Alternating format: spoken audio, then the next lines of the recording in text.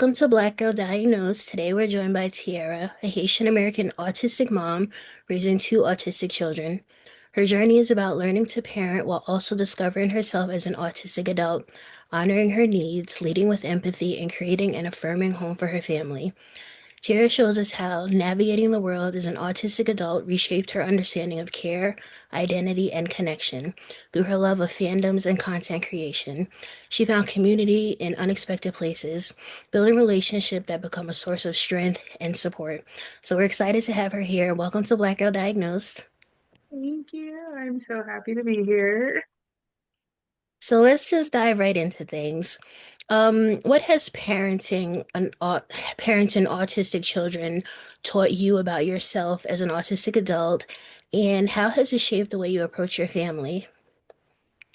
Um, it's taught me a lot of patience, which I think with parenting in general, patience is something you kind of have to have with kids.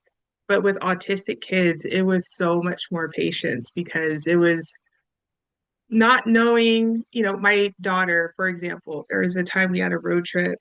She was having an autistic meltdown. I'm overstimulated, everything, but I have to kind of calm myself down because I know if I'm overstimulated, it can make it worse for her. So it's like me, I've learned how to kind of deal with my symptoms to Mm. input their needs first. But that's why having that alone time as a parent is important too, because I need to make sure that I'm okay also so that I can have the patience to parent them.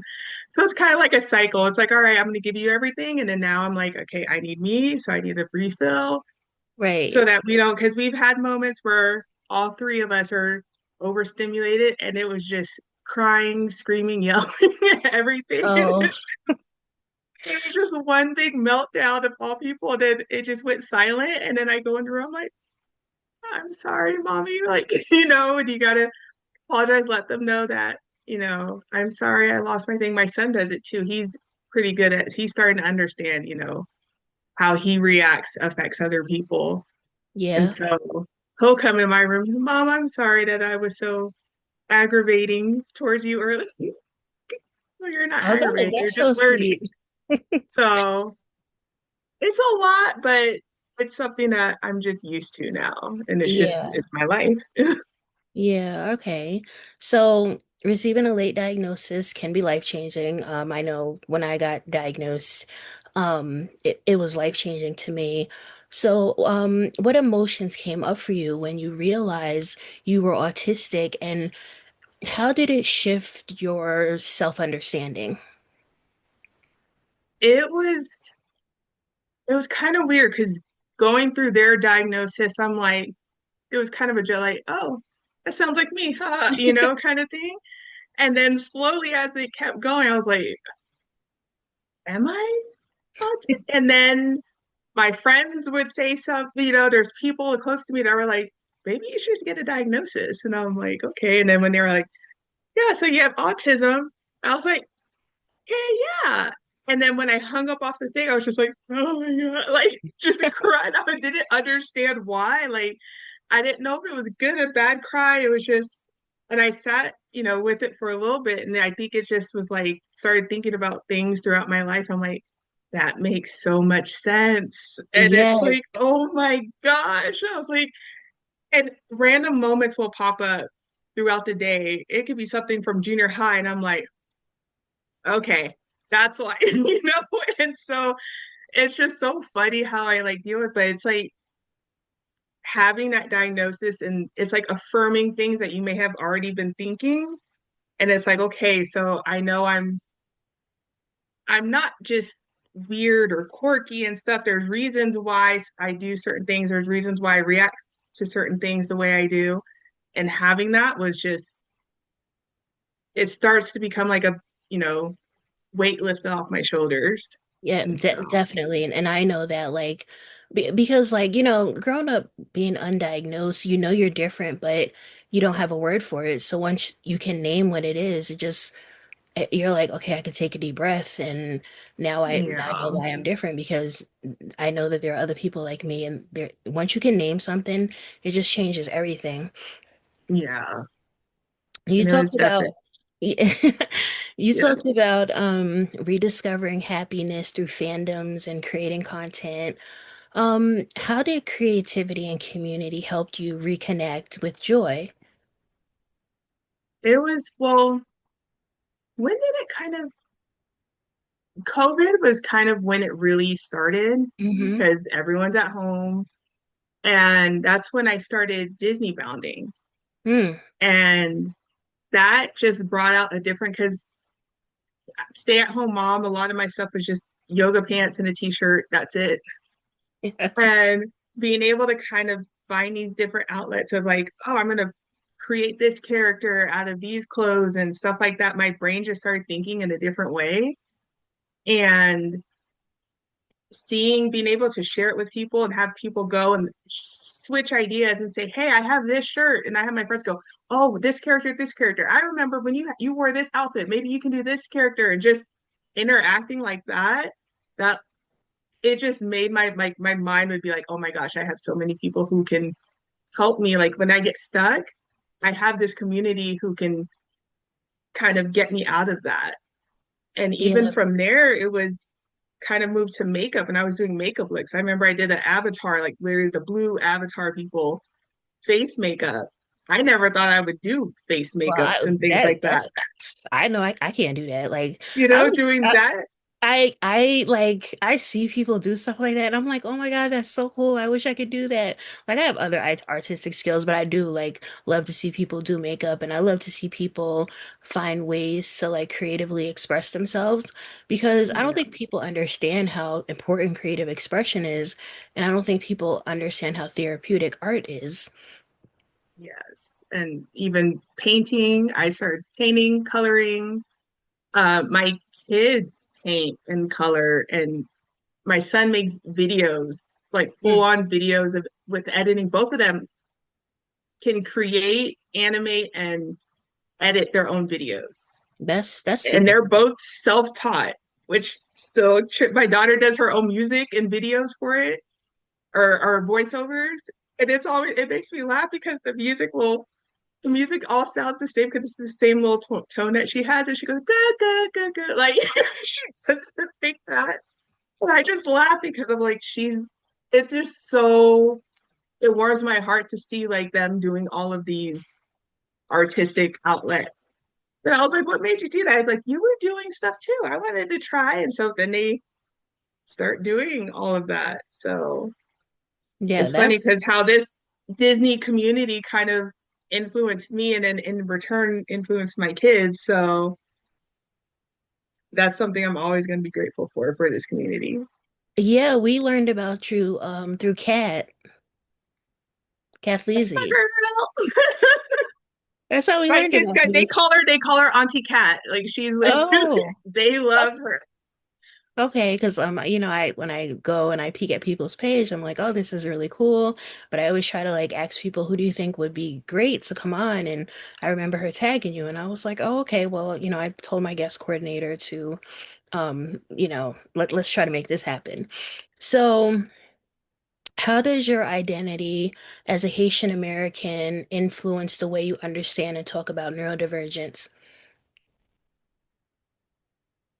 It it has changed because before I did not speak out about anything that I was feeling because it was not, I'm trying to figure out. Basically, my grandma was saying, she's like, this is white people stuff. This isn't real. Yeah, I This isn't understand that. you. Yeah, You're crazy. especially Because with I would, like with older generations.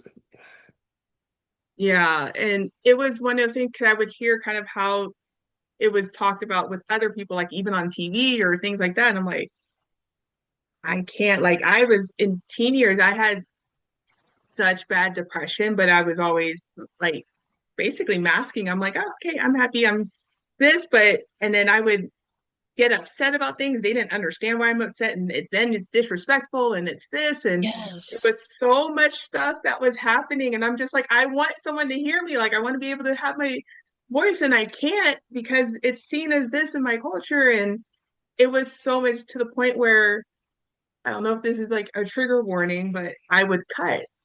Like I was cutting at one point when I was really Yeah. like young teens. And then I was like, oh my gosh, if they see this, they're gonna like put me in a institution and things like that. So I remember they saw it one time. My aunt was like, what happened? I was like, I fell in the rose bush, which was believable because I was clumsy and I fell all the time. So I was able to do that. But my mom, because I wasn't living with my mom at the time, I was living with my grandma and my aunt, Hmm. which is the Haitian side. And my mom was like, she could talk to me on the phone and she's like, something's wrong. Something's wrong. You can tell me. And I was like, no, it's fine. Like she understood. She was a nurse. So she understood all of this stuff. And Yeah. therapy was normal to her. But on my dad's side, it wasn't like that. I was like, everybody could have benefited from therapy and that like that at Yeah. some point.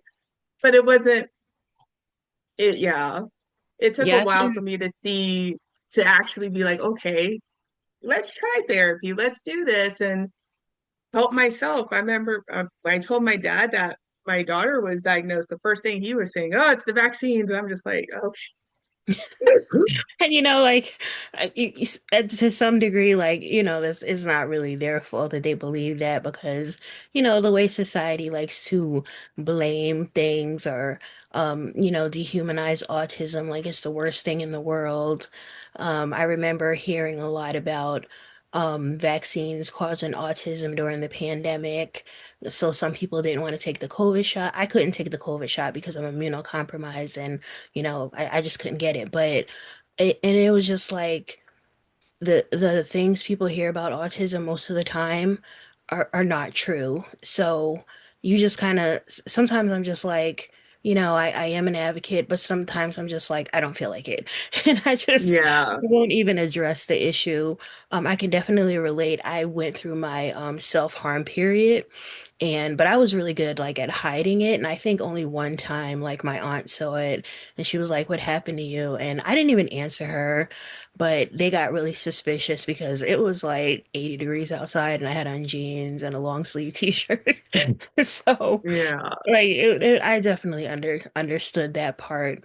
Um so um what do you wish more families, especially within Haitian or Caribbean communities, understood about autism and neurodiversity?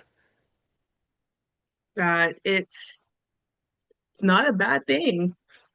Yeah. It's they always see it's like almost like it's frowned upon. I'm like, but if you and my family can they see that now, especially because they see my kids and how they're still thriving, all of the things they can do, the light that shines, especially my daughter, like people see it, they go, oh my, she has like an aura about her. Like everyone loves her. Like I see at school, I drop her off and she's like, there's people like, because she's in, what they call pairs. So it's all the kids with disabilities and special needs. But she walks through and all the neurotypical kids are, hi, Tatiana, hi, and all this stuff. And she's like, no eye contact, just kind of waving at them. And oh my gosh, like, but she's on the pet squad. So Oh, she that does is so that with cool. them. She doesn't do it the full time like the rest of the girls because it is a lot. Hmm. But when they have events, she's there with them with her pom poms, doing the things and stuff and smiling. And so it's like, if you feel like, okay, this autism and you just think negative, negative, negative, that's what you're going to bring into it. I came in knowing I'm going to be positive with my kids, like in general. And then when we got the diagnosis, I'm like, all right, we're still going to work this out. And that's how you end up having that happiness with your kids. And I just follow their lead, like what they need, how they're feeling. I let them express themselves. I know expressing yourself sometimes is, I wasn't always able to do that.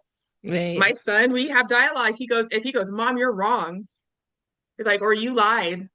I go, what happened? He'll tell me, and I go, you know what? You're right. I'm sorry, and stuff like that. If I said that to like my family when I was younger, oh, it would be I would have got slapped in the mouth. it's like automatic. And so I just tell them, I'm like, hey, you can disagree and stuff. Just make sure you do it with respect, you know? Yeah, yeah, and I And think I'm like, that if you're feeling yourself, and if there's times where he like, if they just need to vent, I let them just do that. And I wasn't yeah, able to do that. I had to vent to friends or to other people, and I always felt scared going to my family and yeah. expressing myself. My kids come to me, they go, "Hey, can we talk?" Yeah. That So, that is such a beautiful thing because I remember being in trouble all the time because I was just trying to get clarity. But being black, it's like you're talking back, you need to be respectful. I already said this and you're still talking back. And most of the time, all I wanted was clarity. I was just trying to understand something. So it is really a beautiful yeah. thing that, your kids feel comfortable and that you give them like they're comfortable enough to talk to you about that. That's amazing. Yeah, that was the one thing I said when I just found out I was pregnant. I was like, I just want my kids to be, and I can actually do that with my mom, but my mom, it's black. I don't, it does have differences with a Black American and a Haitian American parent, you know? Hmm. She was more just open with things. I don't know if it was because of her nursing and things like that, but she was just always, I was 10 and she was like, hey, we got period questions, we got this and all this stuff. She explained everything. When I got my period, I was still at my grandma's house and I was like, I started and I just got handed I was like, here you go. I was like, Well, I what do I I get? had a I had a similar experience. I was 8 when I got my cycle. And like my mom was black and she just kind of she did that. She was like, "Oh, here you go. Here's some pads. You're gonna get this. You're gonna have this for a really long time." And that was it. Like I was just like, "Oh my God, I'm bleeding." My dad actually like went to the library and got like this, I don't even know what it was called, but it was like this videotape that like talked about like periods for kids and stuff like that because I was just really just throwing a bag of pads like, "Okay, well," and I know in a way, like she was like in shock because, 8 is pretty young to have your cycle, but I was just like, what's wrong with me? Yeah. So it's like I'm already ready for it. I'm actually scared for when my daughter has hers because I'm like I've never dealt with it with autism. I mean, Yeah. well myself, You know but that, hers like, hers is different because she's verbal, but it's not, the way I can't have full conversations with her, oh, you okay. know? You know that, like, autistic women, we do have a harder time on our cycle. I just can't think of what it's called right now, but like, there's been research that we struggle more on our cycle than neurotypical women. Yes. And so and I've talked to her doctor's like, let me know. She's like, we're gonna try it, see how it goes. If not, we can always stop it until she seems like she's older and can handle it, you know? Yeah. So having it, and then black doctor, awesome. Black woman doctor. So Yay. we're like we've been prepared. That was the thing because I never thought I would have to ask the doctor, hey, what do I do when she has her period? Because I was like, I know how it works and stuff, but with this, it's different.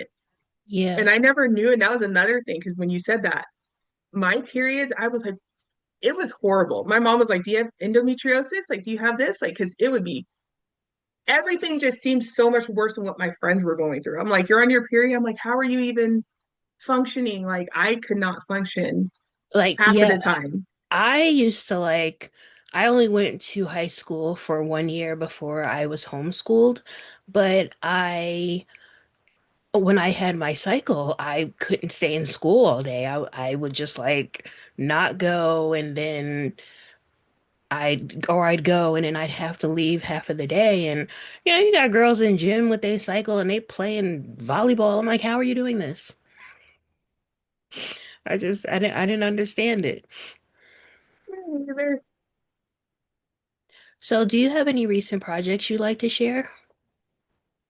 Uh, well, right now I have a podcast with one of That's my cool. friends.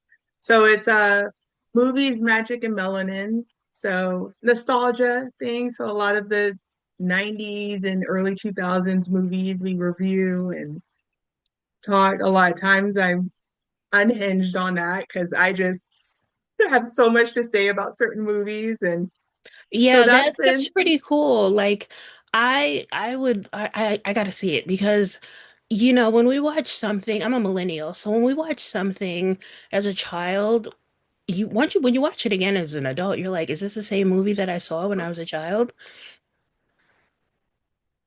it seems to be like almost a common theme of most every episode because there's looking at it from a child's perspective and then looking at it from like a parent's perspective also, like from an adult, but then with certain scenes, I'm like, oh no, see if that was my kid, and then but years ago I was siding with the kid.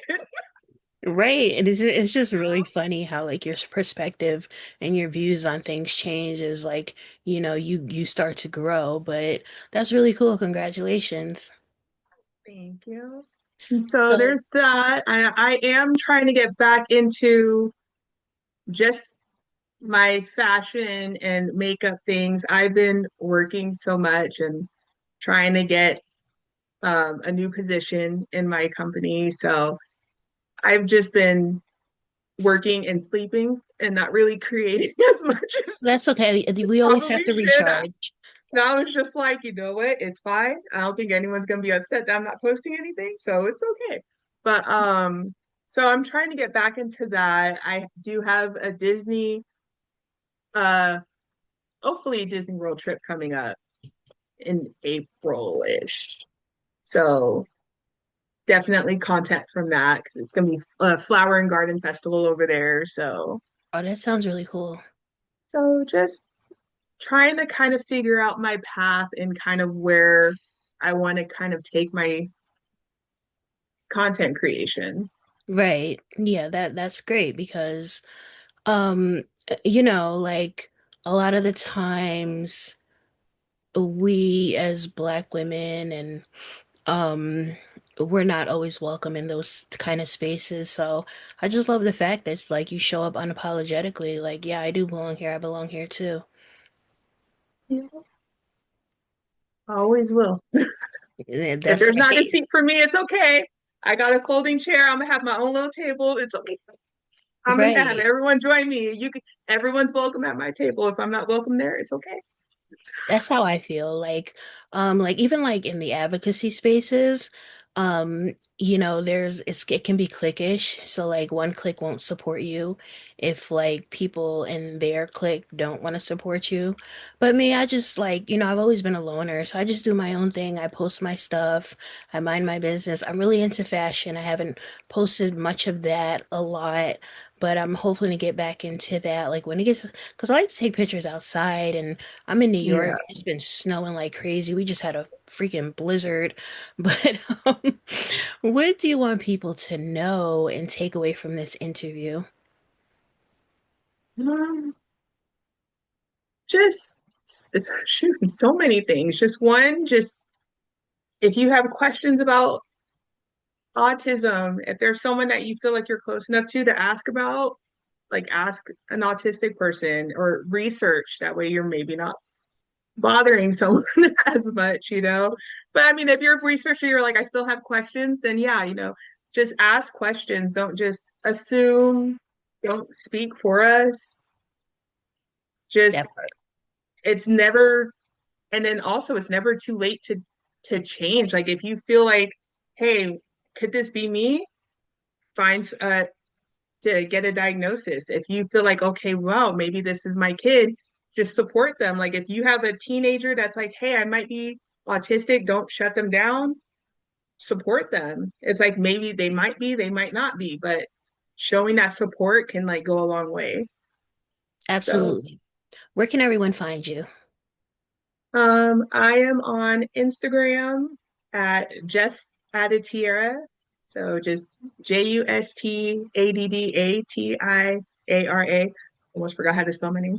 Um, and shoot, same thing with like almost every social media site. So TikTok, Threads, just added Tiara. Okay, thank you. Thank you so much, Tiara, for sharing your powerful story and wisdom with us today. And to our listeners, like always, thank you for tuning in to Black Girl Diagnosed. Your presence and support means everything. And until the next time, take care of yourselves and keep advocating with love.